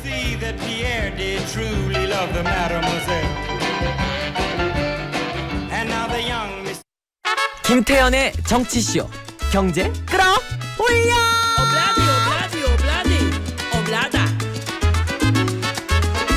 자, 경제 끌어올려 시간입니다. 신혜리 뉴스포터 에디터 권혁중 경제평론가입니다. 안녕하세요. 네, 안녕하세요. 자, 신 에디터. 네. 최근에 이 언론에 등장하는 경제 관련 용어 중에 네. 무시무시한 용어 9월 위기설. 뭐 예전부터 뭐 위기설 많긴 했는데 예. 이 9월 위기설 이 내용이 뭐예요? 일단 이게 우리나라 언론도 그렇고요. 뭐 네. 미국의 블룸버그 통신이라고 있는데요. 거기서부터 시작이 됐던 것 같습니다. 그러면서 더 이제 확산이 됐는데 거기서 블룸버그에서 우리나라 경제를 9월 위기다. 뭐 네, 이렇게 그렇게 평가를 나오나요? 했는데 그 이유가 이제 코로나 때 자영업자 대출 많이 해주지 않았습니까? 그리고 지금까지도 갚지 못하는 분들 많을 거라 예상해서 정부가 상환 유예도 해주고 만기 연장도 했습니다. 근데 그게 이번 달로 다 종료가 돼요. 그럼 대부분 그렇기 자영업자 때문에 대출의 만기가 9월에 몰려 네, 있다. 9월에 오고 또 하나 더 큰 건 뭐냐면 레고 사태 이후에 네. 뭐 새마을금고나 제2금융권이 그 돈들 좀 끌어당기려고 고금리 예금 상품을 많이 팔았습니다. 그것도 이제 곧 상환이 되는 이제 만기가 돼서 은행권들이 또 돈을 내줘야 되는 상황인 거예요. 예. 이 두 개가 겹치다 보니까 이제 패닉 상태가 올 수 있다는 건데요. 그러면 가계부채 문제가 터질 수 있다. 그렇죠. 예를 그리고 자영업자들- 소상공인들도 네. 제대로 대출 못 갚으면 네. 어디로 또 튑니까? 은행들이 아. 재정 공정성이 악화될 수도 있지 않습니까? 그러면 은행 입장에서는 내줄 돈은 많은데 들어올 돈은 없으니 네. 문제가 생길 수 있다. 생길 수도 있고 또 네. 자영업자들 요즘 뭐 워낙 경기 안 좋다고 하잖아요. 그렇기 네. 때문에 대출 갚을 능력이 안 되기 때문에 이런 경우에는 굉장히 큰 위기가 올 수 있다는 블룸버그 통신 보도에서 촉발이 됐습니다. 네. 근데 이제 정부 입장은 이렇습니다. 이 만기 연장은 2025년 9월까지 해줄 것이고 네. 이 상환 유예는 물론 이제 이번 달까지 끝나지만 이거를 분할로 납부할 수 있도록 금융권과 이제 좀 타협을 볼 수 있게 하겠다는데 사실 이게 분할 납부도 사실 쉽지는 않거든요. 갑자기 빚을 이렇게 분할로 납부하려면 그만큼 소득이 있어야 되는데 그게 쉽지 않다는 얘기입니다. 야, 자, 그러면은 정부의 입장대로 하면은 9월 위기설은 없는 걸 수도 있겠네요. 만기가 안 끝나니까. 정부의 입장은 그렇습니다만 그래도 상환 유예가 계속되는 것은 아니고요. 분할로 이미 상환해야 되는 자영업자도 꽤 됩니다. 이거에 대해서 정부가 대책은 세우겠다고 했고요. 금융권과 협의를 하겠다고 했지만 아시겠지만 은행이 그렇게 정부의 말을 모두 다 들어주진 않습니다. 거기도 장사하는 곳이기 때문에 좀 따져야 되잖아요. 그렇기 때문에 이게 분할 납부에 대해서 얼마나 딜을 할 수 있는지 여부는 사실 좀 불투명합니다. 알겠습니다. 권평론가는 네. 어떻게 봅니까 이 사안? 실제로 위기가 올 것 같아요? 아니면은 네. 좀 정부의 얘기대로 예를 들어서 상환 유예하고 네네. 금융기관과 협의하고 이래서 좀 넘어갈 것 같아요. 그러니까 저는 이제 소상공인 연체로 인해서 네. 뭐 금융권이 부실해진다. 이게 이제 9월의 위기설의 이제 네, 핵심인데 본질이죠. 네. 저는 그렇지 않다고 보여집니다. 그래요? 그러니까 만약에 금융사가 부실해진다라고 봤을 때 뭐 다른 이유가 있으면 모르겠지만 소상공인 연체 때문에 사실 금융권이 전체적으로 부실해질 위험성은 전 낮다라고 볼 수가 있겠고 다만 저는 걱정하는 게 그거예요. 소상공인 분들의 다중채무자가 굉장히 많아졌습니다. 그러니까 결국에는 빚은 갚으실 거예요. 어떻게든 간에 허리띠를 이제 졸라매시겠죠. 그러니까 소상공인 분들의 삶의 질이 떨어진다는 거죠. 그러니까 삶의 질이 떨어질 수밖에 없고 정부가 그걸 모를 리가 없어요. 당연히 이제 알고 있습니다. 그래서 어쩔 수 없는 방안으로 지금 가고 있는 거죠. 결국에는 소상공인들의 삶의 질이 떨어질 거고 지금 특히 우리나라 같은 경우는 자영업자 비중이 굉장히 높거든요. 많죠. 지금 전체 취업자 중에서 자영업자 비율이 한국이 23년도 2분기 기준으로 봤을 때 19.9%입니다. 그러니까 처음으로 20% 이하로 떨어지긴 했는데 주요국 뭐 미국 같은 경우에는 21년 기준으로 말씀드리면 6.6%고요. 전체 취업자 중에 자영업자 비중이 일본이 9.8%, 독일이 8.4%. 그러니까 확실히 우리나라가 자영업자가 많아요. 근데 이런 분들이 지금 21년 기준으로 봤을 때 영업이익이 2,800만 원에 불과했습니다. 그러니까 거의 뭐 남는 게 없는 거예요, 이게 지금. 연 2,800만 원. 예, 거의 최저소득보다 조금 높으신 거거든요. 그러니까 이런 분들이 이런 현실입니다. 자영업자 이런 현실에서 사실 이제 삶의 질이 더 떨어질 수밖에 없는 부분이라고 저는 생각을 해보겠고, 그러니까 이런 부분에 봤을 때 소상공인들이 지금 가장 요구하는 게 하나가 있어요. 뭐요? 바로 소급 적용, 손실보상 소급 적용입니다. 손실보상 소급 적용. 이거요, 제가 봤을 때 총선 아젠다로도 갑니다, 이거. 왜냐하면 소상공인 분들은 지금 그래요. 이거 끝나지 않은 문제다. 왜냐하면 정부에서는 이제는 손실 보전금으로 해결했다. 그때 이제 600만 원 플러스 알파를 줬었거든요. 쉽게 하면 코로나 손실보상의 폭을 좀 소급 넓히자는 적용이죠. 건데 소급 적용해서. 맞습니다. 그래서 이 부분에 대해서 소상공인 분들은 끝나지 않는 거다라고 얘기하고 있고, 정부는 이제는 손실보전금으로 해결했다라고 얘기하고 있는데 이 문제가 되게 예민해요. 소상공인 입장에서는. 그래서 아마 이게 총선 아젠다로 갈 가능성이 있다라고 말씀드리겠고. 그 정부의 긴축재정 기조와는 조금 배치되는 그쵸. 측면이 있어서. 네, 그래서 정부는 지금 완전히 이제는 제외하고 있거든요. 이 부분에 대해서. 알겠습니다. 지금 그 9월 위기설에서 또 중요한 팩터 중에 하나는 자영업자 문제도 있지만 네. 지금 부동산의 시장이 좀 좋지 않습니다. 중국에서부터 지금 위기가 나오고 있잖아요. 근데 지금 기사 보면 우리나라 PF 대출 굉장히 위험하다. 이 지금 부동산 시장이 맞아요. 얼어붙었고 뭐 GS 자 이런 문제 터지면서 PF 안 좋다는 얘기는 정말. 분양 시장이 지금 침체입니다. 근데 이게 문제가 뭐냐면요. 부동산 PF 관련해서 대출을 받았잖아요. 시행사가요.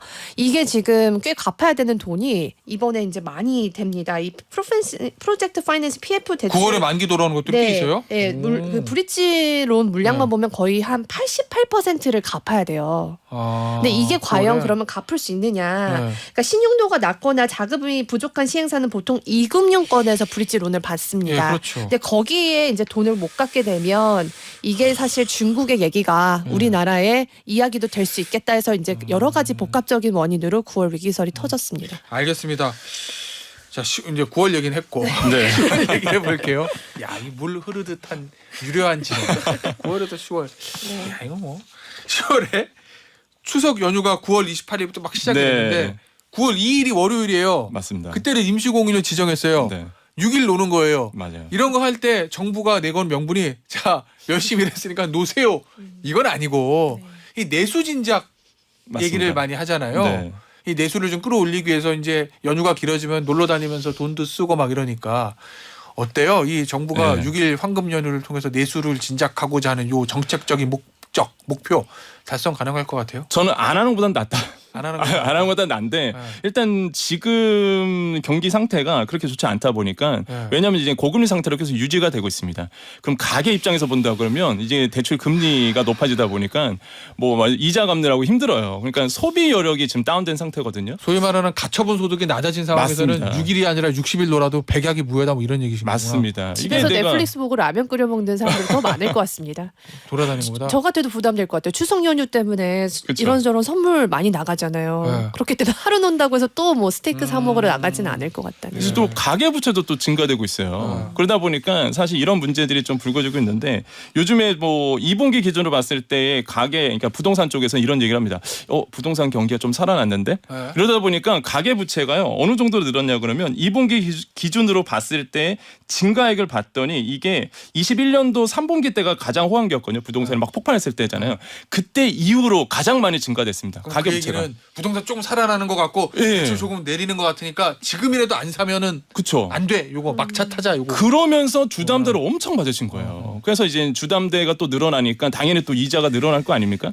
그러면 아까 말씀하신 것처럼 가처분 소득이 다운되다 보니까 뭐 소비 여력이 없는 거죠. 그러니까 이런 상황에서 사실 뭐 공휴일이 더 늘어났다고 해서 소비가 좀 진착이 될까? 이런 문제에서 좀 예민하게 좀 맞물려 있다고 생각을 해봅니다. 그 앞서 9월 위기설에 대해서는 두 분의 의견이 조금 엇갈린 것 같았는데 이 10월 황금 연휴 내수 진작 이 효과에 대해서는 또 두 분이 조금 더 없을 거다 이런 의견이 좀 비슷한 것 같아요. 근데 네. 신 에디터 네. 기사 보니까 예. 이 황금 연휴 때 네. 항공권하고 숙박은 난리라던데 맞습니다. 이건 또 왜 그런 거예요? 이게 이것도 하루 소비의 부익부 빈익빈 이런 거. 그렇습니다. 지금 해외 여행은 불티나게 팔리고 있어요. 네. 그것도 고급 해외 여행. 그러니까 제가 부모님이 캐나다에 다 사시는데 아 그래요? 예. 캐나다에 일주일 모모 투어의 그 상품 중에 2천만 원짜리가 있습니다. 오. 그거는 이미 다 솔드아웃 됐어요. 갈 수가 없습니다. 2천만 원이면은 네. 비즈니스 타고 5성급 네, 호텔 뭐 이런 네, 건가요? 맞습니다. 네. 그렇게 그런 고품질의 이 네. 프리미엄 상품권은 다 없어졌어요.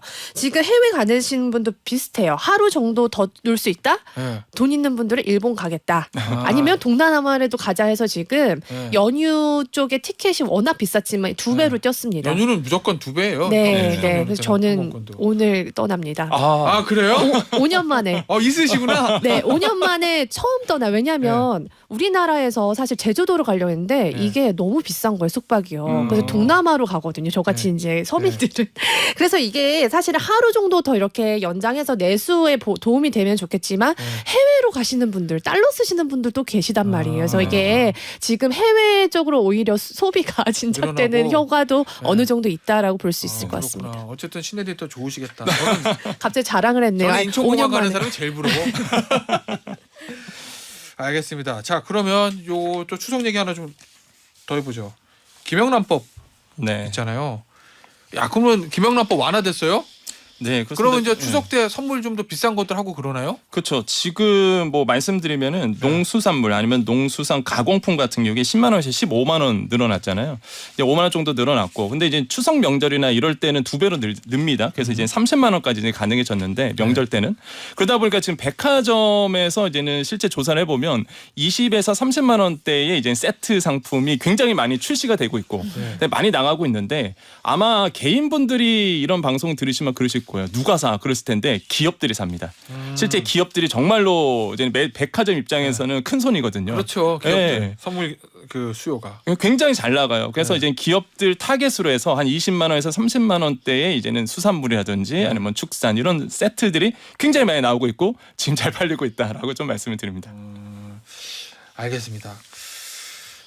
갑자기 요새 선물 얘기하니까 갑자기 그 생각이 났어요. 기업들 얘기하니까 왜 정당에서도 막 선물 돌리고 막 대통령실에서 선물 돌리잖아요. 네. 제가 뭐가 나올지 모르겠는데 왠지 저 용산 대통령실하고 국민의힘 당대표실 선물은 수산물 위주일 것 같고 민주당 쪽 선물은 수산물이 아닐 것 같은. 저도 그냥, 그렇게 생각해요. 네. 뭐 그런 느낌. 네. 예. 그렇다는 거예요. 안 맞을 수 있는데 아마 그럴 것 같아.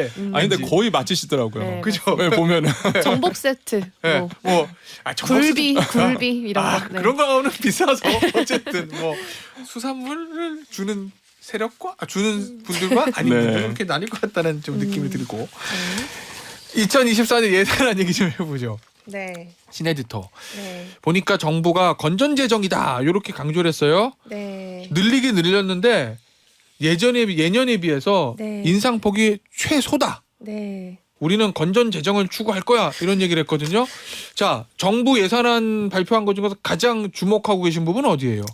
저는 뭐 참 아쉽지만 비판을 안 할 수가 없는 게요. 네. 제가 이제 경제부 출입 기자를 꽤 오래 했는데 이 공개하지 않는 부분이 가장 좀 제가 봤을 때 이건 아이러니다. 그러니까 정부가 지출을 줄였다고 했는데요. 기자들한테 어떤 부분에서 줄였는지 전혀 공개하지 않았어요. 그래요? 이게 보통 예산안이 나오면 거의 몇 시간을 저희가 항목별로 다 검증을 합니다. 이게 줄였는지 늘렸는지. 근데 그런 걸 주질 않아가지고 지금 기사를 찾아보시면 그런 자세한 기사가 전혀 나오지도 않고요. 기자단에서 목소리가 좀 크게 나오고 있습니다. 불만 섞인 목소리가. 그러면 지출 구조 조정이 아니다? 아니요. 지출을 줄였다고는 하지만 어디서 어떻게 줄였는지 알 수 없기 때문에 이게 정말 제대로 줄인 건지 알 수 없다는 거고요. 지금 윤석열 정부가 스스로 선언한 이 재정 건전성 목표는 지키지 못했어요. 앞서 정부가 얘기한 거는 이 적자 비율을 3% 내로 관리하겠다라고 했지만 이 재정 수지 마이너스가 지금 3%를 넘어서서 거의 4%가 됐습니다. 물론 중국의 뭐 위기나 여러 가지 국외 요건도 있었겠지만 지금 제가 보는 거는요.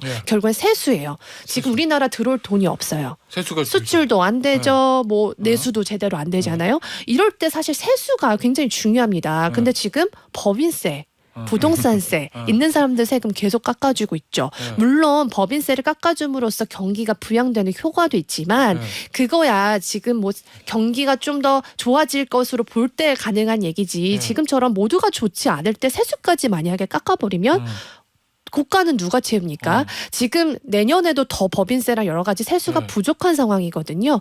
그렇기 때문에 허리를 쫄라맬 수밖에 없는데 지금 네. 이 정도 지출을 줄이는 게 효율적인 게 아니라 너무나 당연한 겁니다. 생각해 보세요. 만약에 지금 우리 죄송하지만 진행자분이 내년에 수입이 없으시면 당장 해외여행 뭐 소고기 사 먹을 수 있겠습니까?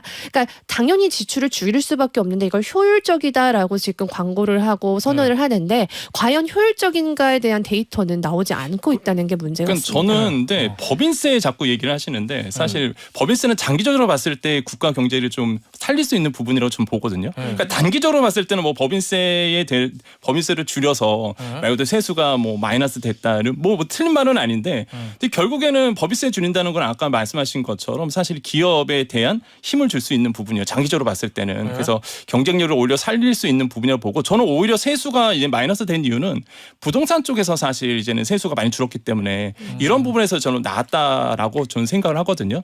어쨌든 간에 지금 뭐 저는 이제는 뭐 법인세 이슈가 나올 때마다 좀 불만이다.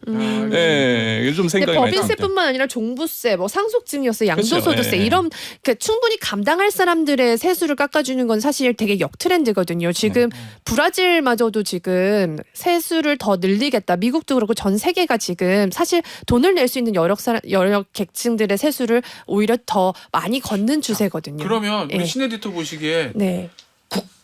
국채를 덜 발행하는 거, 빚을 안 늘리겠다는 방향은 맞다? 빚을 좀 줄여서라도 줄이는 건 맞긴 하죠. 그러면은 네, 그렇지만 맞는데, 네, 지금 네. 출구를 더 줄여야 된다, 아니면 입구를 늘려야 된다요? 저는 그래도 네.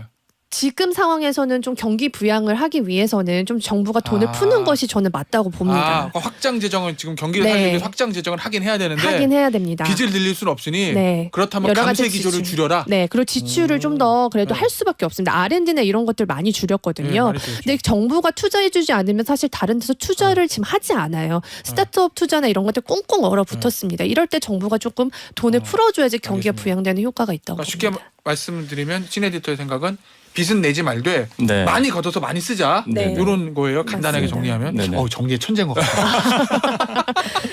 그런데 자, 권혁중 에디터는 어떻게 봅니까? 그러니까 저는 뭐 재정 지출 늘리는 거는 뭐 찬성이에요, 사실. 경기가 안 좋으니까. 예, 경기 안 좋으니까 뭐 국채 발행까지는 아니더라도 확장 재정. 예, 확정 재정을 어느 정도는 해주는 거는 저는 맞다고 보거든요. 네. 하지만은 지금의 이제 현 정부가 새로운 트렌드거든요. 재정 지출에 대해서 이제 아끼겠다, 재정 지출을 이제 세이브하겠다라는 거는 사실 과거 정부에서 안 했던 부분이다 보니까 네. 일단 한번 시도는 해봐야 된다라고 볼 수가 있겠고 사실 쓸데없이 예산 나간 부분이 굉장히 많았었거든요. 뭐 대표적으로 본다 그러면 뭐 청년들이 일하고 싶은 산업단지가 있는데 거기에 뭐 복합문화센터 100개 만들겠다고 돈 쓰는 거 사실 이런 거는 사실 기사에도 많이 나왔지만은 사실 불필요한 예산이라고 봐요. 그래서 이런 것들에 대해서 어느 정도 이제는 관리할 필요는 있다. 근데 지출 구조 조정은 필요하다. 네, 저는 지출 구조는 필요한데 사실 근데 저는 취약계층에 대한 복지는 늘려줘야 된다고 봅니다. 그건 좀 늘렸다고 정부는 네, 얘기하던데. 이번에 복지 예산 늘렸던 부분이 있는데 그것도 저는 되게 전략적으로 중요한 포지션이라고 봐요. 복지 예산 늘렸다는 얘기는요. 국회에서 어차피 지금 이제는 봐야 되거든요. 예산안 심의가 있을 텐데 복지 예산 늘리면은 야당도 사실 할 말이 없어요. 이걸 반대할 명분이 없잖아요, 사실. 복지 예산 늘리는 건 그렇죠. 야당 정사 반대 못. 네, 그래서 전략적으로 굉장히 중요한 포지션을 가지고 있다고 좀 생각해 봅니다. 자, 그럼 권혁중 평론가 또 정리를 해보면 입구도 좀 줄이고 출구도 좀 줄이자. 덜 걷고 좀 덜 쓰자. 네, 네, 네. 알겠습니다. 정리가 딱 되네. 자, 주식 얘기 좀 해볼게요. 네. 야, 이거 지금 이것도 있어요? 한동훈 테마주? 이걸로 뭐 돈 벌었다 이런 저도 본 것 같아요 기사. 네. 뭐 벌써 테마주 나오기는 너무 이르지 않나요? 근데 총선이 이게- 지금 아직 많이 남았는데. 근데 네. 이게 그 보통 테마주 하면은요. 네. 선생님 좀 재밌지만 고향에 갔거나 뭐 같은 출신 학교 오거나 진짜 아무것도 없어요. 진짜 그 아무것도 영향이 없는데 그 이유 하나만으로 테마주 묶이면서 주가가 막 뛰는 부분이 있습니다. 대표적으로 한 특정 A 회사는 이제 감사가 그 회사의 감사가 이제 서울대 법대를 졸업하고 그다음에 사법연수원 27기수로 해서 한동훈 테마주로 또 묶인 케이스도 있고요. 또 B 회사 같은 경우는 그 사회이사가 같은 회차의 사법시험을 통과했다고 해서 뭐 폭발적으로 뭐 주가가 뛰는 부분이 있었거든요. 그러니까 사실 왜 이런 뭐 아까 말씀하신 것처럼 테마주로 묶이느냐 한동훈 장관이 인기가 더 많아요. 네, 그러다 보니까 이게 총선에 나올 수도 있다. 그 다음에 이제 총선 말고도 더 장기적으로 봤을 때 이제는 뭐 대선에도 나올 수 있다. 이런 얘기가 계속적으로 시장에 나오다 보니까 투자자들이 이 테마주로 계속 묶게 돼요. 계속. 예, 이런 부분에서 이제는 좀 지금 시장에서는 보고 있다. 그래서 단기적으로 투자하신 분들은 지금 총선으로 하고 있고 장기적으로 투자하신 분들은 대선까지 바라보면서 하신 분들이 있거든요. 그러니까 이런 분들을 봤을 때 이제는 총선 테마주 아니면 대선 테마주로 계속 묶여 있고 주의할 점 꼭 말씀드립니다. 테마주는요 오래 못 갑니다. 그렇죠. 테마가 꺼지면. 네, 항상 그래요. 이게 뭐 예를 들면은 과거에 그 이재명 대표의 테마주가 있었어요. 지금 거의 70에서 90% 폭락했습니다. 21년 대비해서 고점 대비해서. 그러니까 이게 테마주는 오래 못 가거든요. 인기 없으면 끝. 그러니까 단타용이죠. 그냥 네. 진짜 단기 투자용이고 저도 이거 할 말 많은데 저는 이제 뉴스포터라고 해서 저는 주식 관련한 이 서비스를 합니다. 그러니까 중요한 이제 주식을 이제 투자하기 편한 이런 경제 정보, 그다음 외신 뭐 경제 뉴스 이런 걸 종합하는데 구독률이 떨어져요. 구독자들이 떨어지고 있어요. 그래서 제가 여기 나와서 지금 라디오를 하는 거예요. 근데 왜 그러냐면 이제 펀더멘털 필요 없다. 주식 기사 필요 없다. 뭐 분석 필요 없다. 테마주다. 이런 맞아요. 분들 너무 많은 거예요. 그래프도 안 보고 무슨 뭐 재무부 가치 재무제표 투자 이런 필요 것도 없습니다. 없고 그래프 캔들 차트 조차도 볼 필요 없다. 올해는 에코프로를 가진 자와 가지지 못한 자로 나눴다. 아 진짜 그래. 이 네. 분기는 확실히 이제 테마나 아니면 밈주식 여기에 그냥 수급이 다 쏠리니까. 밈주식은 뭐예요? 그러니까 밈주식 같은 경우는 유행을 타는 주식이거든요. 온라인상에서 이제는 유행을 타고 에코프로 같은 거. 그렇죠. 네. 이게 이제 코로나 때 미국 주식이 열풍 있을 때 그때 미국 주식 같은 경우도 밈 주식이 유행했어요. 뭐 AMC 이런 미국의 주식이 갑자기 막 500% 오르고 이랬거든요. 그때부터 이제 밈이 유행했는데 우리나라는 특히 정치권 밈이 사실 외국에는 거의 이런 현상이 없어요. 근데 우리나라는 이게 너무나 강해서 요즘은 증권사에서도 볼멘 소리가 나오는 게 리포트를 백날 내봤자 맞아요. 사람들이 증권사 리포트를 안 믿는다. 이게 안 되는데. 사실 그리고 대한민국에서 정말 그 정치인 테마주는 제가 봐 딱 하나야. 안랩. 거기는 오너니까 진짜 관련 주잖아요. 그분이 근데 오락가락해가지고 참 어디로 말고는- 장단을 맞춰야 될지. 정치인 테마주가 진짜 관련이 있는 회사는 진짜 아, 모르겠어요. 없습니다. 어쨌든. 네, 그래서 너무 이 유튜버들의 그런 좀 맞아요. 미끼들에 속지 마시고요. 네. 사실 한 번에 오른 거 한 번에 꺾어질 수 있기 때문에 저는 그래도 가치 투자나 장투 하시려면 열심히 공부하시고 투자하시라고 얘기하고 싶습니다. 최소한 그래프는 보면서 수급 분석은 좀 해야 된다 이런 네. 말씀이신 거고. 근데 기업- 지금 또 있죠 밈주식. 2차 전지 말고 초전도체 예. 그것도 있고. 네. 그러니까 저는 그런 생각해요. 주식 투자는 확실히 기업 분석을 많이 하셔야 됩니다. 아까 맞아요. 말씀하신 것처럼 네. 뭐 장기 투자는 마찬가지고 기업 분석에 대한 분야가 있어야지. 이거 완전 유행 따라서 하다 그러면은 저는 성공하신 분들은 못 봤어요, 진짜. 어느 날 한 시점으로 보면 점으로 보면 돈 번 날이 있는데 네. 결국 선과 면으로 보면 마지막 순간에 네. 내 계좌에 돈이 얼마나 있을지 저 유행으로 투자하시면 그런 네. 위험성이 좀 있어요. 맞습니다. 네.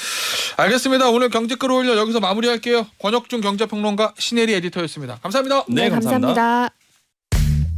자, 오늘 저희가 가을맞이 이벤트 실시했는데요. 당첨자분들은요 홈페이지의 방송 내용하고 유튜브 상단의 고정 댓글에서 확인하시면 됩니다.